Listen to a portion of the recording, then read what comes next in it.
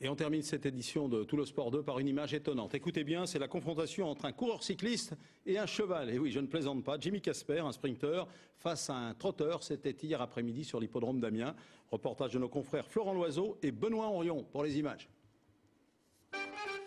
L'hippodrome d'Amiens en 1977, un cycliste face à un cheval, et c'est l'animal qui avait eu raison du champion du monde belge, Freddy Mertens. 2011, Jimmy Casper veut laver l'affront au nom du cyclisme.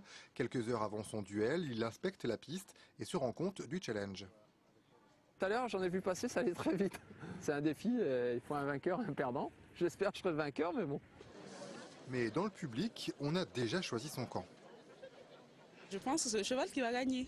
Bah, le cheval. Cheval. La piste n'est pas assez dure pour le vélo. Les vélos. Un rapport de 3 contre 1 donc, mais pour affiner le pronostic, le parrain du Grand National de Trot, Bernard Hinault, donne son expertise. Parfois le cheval a gagné, parfois l'homme a gagné. Après ça dépend des distances. C'est les distances qui vont jouer. Et puis le vent. Comment ça s'appelle ça? Une toque. Dans les vestiaires, pendant que Jimmy Casper s'amuse, son concurrent, le driver Pierre-Yves Verva, fait monter la pression. Lui, il a un bon vélo.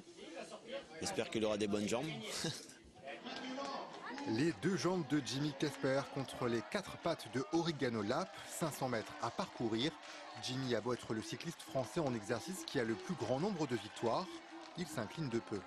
La cendrée était un peu molle et dans le virage, je me suis un petit peu déporté. J'ai pris quelques trous et j'ai perdu 3-4 mètres, on va dire, sur le cheval.